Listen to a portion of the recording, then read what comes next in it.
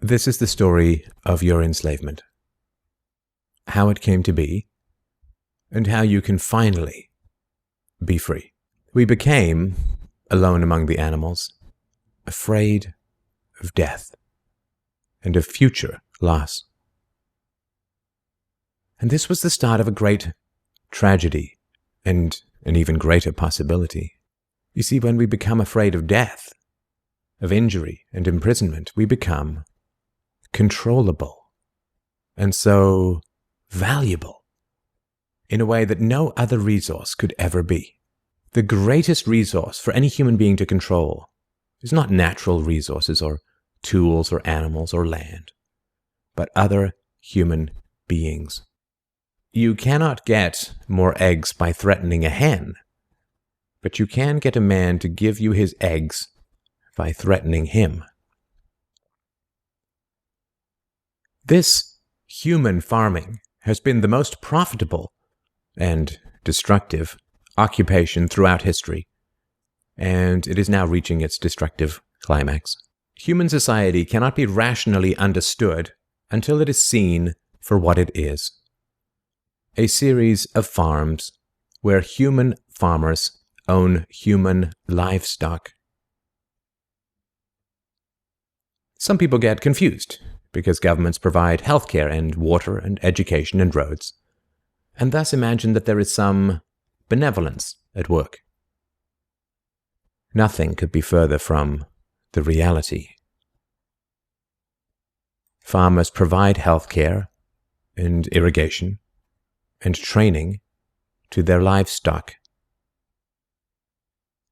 Some people get confused because we are allowed certain liberties and thus imagine that our governments protect our freedoms. As displaced peasants flooded into the cities, a huge stock of cheap human capital became available to the rising industrialists. And the ruling class of human farmers quickly realized that they could make more money by letting their livestock choose their own occupations. Your few freedoms are preserved because they are profitable to your owners. The great challenge of the democratic model is that increases in wealth and freedom threaten the farmers. The ruling classes initially profit from a relatively free market in capital and labor, but as their livestock become more used to their freedoms and growing wealth. As the wealth of democratic countries grew, government schools were universally inflicted in order to control the thoughts and souls of the livestock. The second phase is to turn citizens against each other through the creation of dependent livestock. It is very difficult to rule human beings directly through force, and where it can be achieved, it remains cripplingly underproductive, as can be seen in North Korea. Human beings do not breed well or produce efficiently in direct captivity. But if human beings believe that they are free, then they will produce much more for their farmers.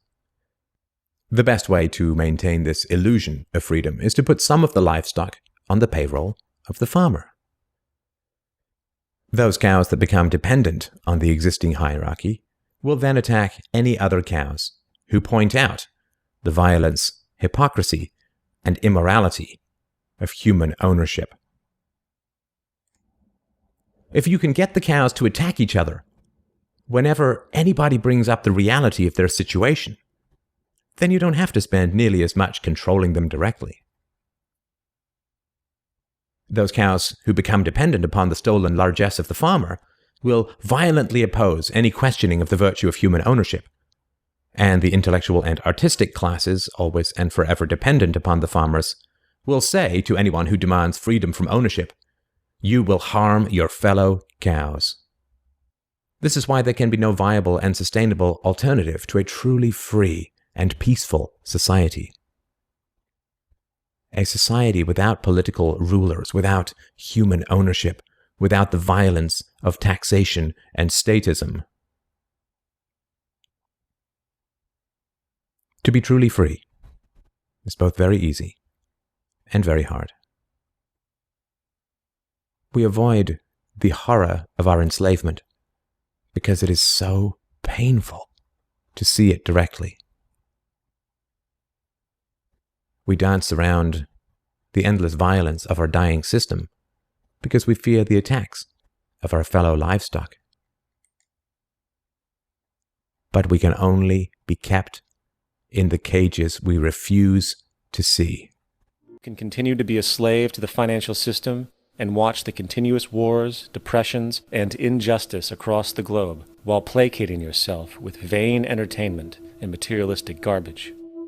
Or you can focus your energy on true, meaningful, lasting, holistic change, which actually has the realistic ability to support and free all humans with no one left behind. But, in the end, the most relevant change must occur first inside of you. The real revolution is the revolution of consciousness, and each one of us first needs to eliminate the divisionary, materialistic noise we have been conditioned to think is true, while discovering, amplifying, and aligning with the signal coming from our true empirical oneness. The problem is that the current system of education was designed and conceived and structured for a different age. It was conceived in the intellectual culture of the Enlightenment and in the economic circumstances of the Industrial Revolution. Before the middle of the 19th century, there were no systems of public education. Not really. I mean, you could get educated by Jesuits, if you had the money. But public education, paid for from taxation, compulsory to everybody and free at the point of delivery, that was a revolutionary idea. And many people objected to it. They said it's not possible for many street kids, working class children, to benefit from public education. They're incapable of learning to read and write, and why are we spending time on this? So there's also built into it a whole series of assumptions about social structure and capacity. It was driven by an economic imperative of the time, but running right through it was an intellectual model of the mind, which was essentially the Enlightenment view of intelligence. That real intelligence consists in the capacity for a certain type of deductive reasoning and a knowledge of the classics originally, what we come to think of as academic ability. And this is deep in the gene pool of public education, that there are really two types of people, academic and non-academic, smart people and non-smart people. And the consequence of that is that many brilliant people think they're not, because they've been judged against this particular view of the mind. So we have twin pillars, economic and intellectual. And my view is that this model has caused chaos in many people's lives. It's been great for some. There have been people who have benefited wonderfully from it. But most people have not. These kids are being medicated as routinely as we had our tonsils taken out. And on the same whimsical basis, and for the same reason, medical fashion. Our children are living in the most intensely stimulating period in the history of the earth. They're being besieged with information and calls for their attention from every platform, computers, from iPhones, from advertising hoardings, from hundreds of television channels. And we're penalizing them now for getting distracted. From what? Boring stuff. At school, for the most part. It seems to me it's not a coincidence totally that the incidence of ADHD has risen in parallel with the growth of standardized testing. Now, these kids are being given Ritalin and Adderall and all manner of things, often quite dangerous drugs, to get them focused and calm them down. If you think of it, the arts, and I don't say this exclusively of the arts, I think it's also true of science and of maths, but I say about the arts particularly because they are the victims of this mentality currently, particularly. The arts especially address the idea of aesthetic experience. An aesthetic experience is one in which your senses are operating at their peak, when you're present in the current moment, when you're resonating with the excitement of this thing that you're experiencing, when you are fully alive. An anesthetic is when you shut your senses off and deaden yourself to what's happening. And a lot of these drugs are that. We're getting our children through education by anesthetizing them. And I think we should be doing the exact opposite. We shouldn't be putting them asleep. We should be waking them up to what they have inside of themselves. But the model we have is this. I believe we have a system of education that is modelled on the interests of industrialism and in the image of it. I'll give you a couple of examples. Schools are still pretty much organised on factory lines, ringing bells, separate facilities, specialised into separate subjects. We still educate children by batches. We put them through the system by age group. Why do we do that? Why is there this assumption that the most important thing kids have in common is how old they are? It's like the most important thing about them is their date of manufacture. You know what I mean? Well, I know kids who are much better than other kids at the same age in different disciplines, or at different times of the day, or better in smaller groups than in large groups, or sometimes they want to be on their own. If you're interested in the model of learning, you don't start from this production line mentality. It's essentially about conformity, and increasingly it's about that as you look at the growth of standardized testing and standardized curricula. And it's about standardization. I believe we've got to go in the exact opposite direction. That's what I mean about changing the paradigm. But one of the most important things that happened to them, I'm convinced, is that by now they've become educated. They've spent 10 years at school being told there's one answer, it's at the back. And don't look. And don't copy, because that's cheating. I mean, outside schools, that's called collaboration, but inside schools. Now, this isn't because teachers want it this way, it's just because it happens that way. It's because it's in the gene pool of education. We have to think differently about human capacity. We have to get over this old conception of academic, non-academic, abstract, theoretical, vocational, and see it for what it is, a myth. Secondly, we have to recognise that most great learning happens in groups, that collaboration is the stuff of growth. If we atomise people and separate them and judge them separately, we form a kind of disjunction between them and their natural learning environment. And thirdly, it's crucially about the culture of our institutions, the habits of the institution and the habitats that they occupy. Farming is hard work. And like farming's smaller cousin, gardening, the biggest pain in the ass are the weeds. Now, when you garden at home with enough motivation, you could pull them all out by hand. But on a 300-acre farm, not so much. So you use chemicals.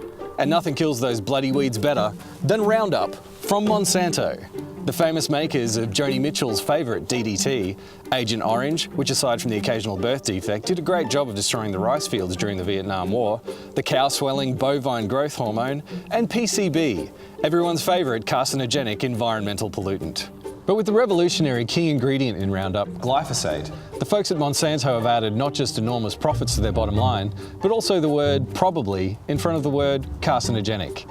Monsanto, making the definite probable since 1901. 4.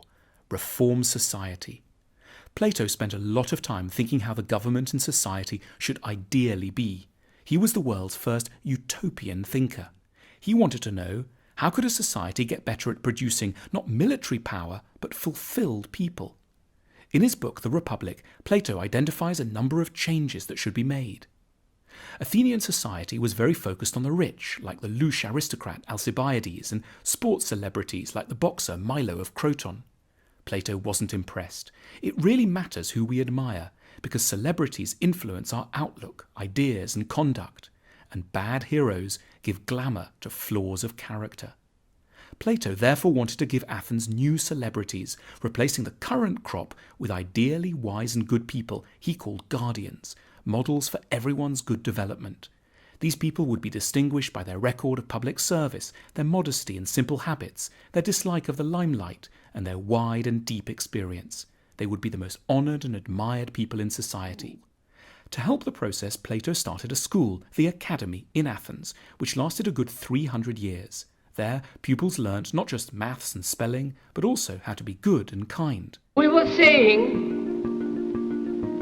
how very important it is to bring about in the human mind the radical revolution. The crisis is a crisis in consciousness. Not accept things as they are, but to understand it, to go into it, to examine it, give your heart and your mind with everything that you have to find out, a way of living differently.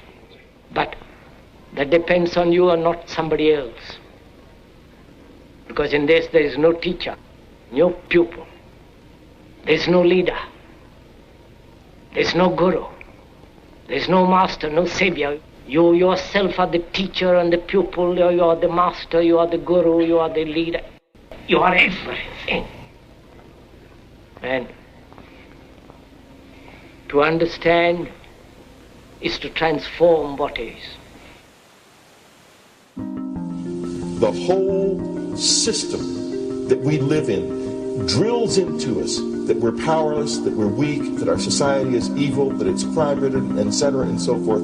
It's all a big fat lie. We are powerful, beautiful, extraordinary. There is no reason why we cannot understand who we truly are, where we are going. There is no reason why the average individual cannot be fully empowered. We are incredibly powerful beings. You know, I think I spent 30 years of my life, in the first 30, trying to become something. I wanted to become good at things. I wanted to become good at tennis. I wanted to become good at school and grades and everything I kind of viewed in that perspective. I'm not okay the way I am, but if I got good at things, you realize that I had the game wrong. The game was to find out what I already was. Find out what I already was.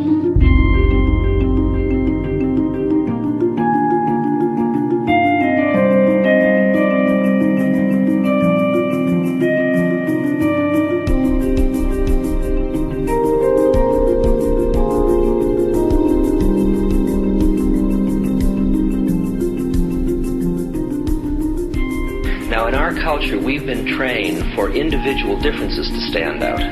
So you look at each person, immediately it is brighter, dumber, older, younger, richer, poorer, and we make all these dimensional distinctions, put them in categories and treat them that way. And we get so that we only see others as separate from ourselves in the ways in which they're separate. And one of the dramatic characteristics of experience is being with another person and suddenly seeing the ways in which they are like you, not different from you, and experiencing the fact that which is essence in you and which is essence in me is indeed one.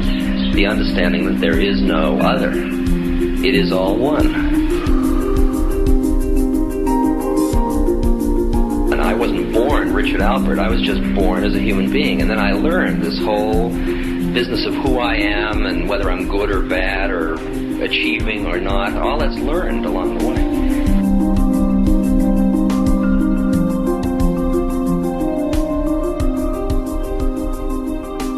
Wake up.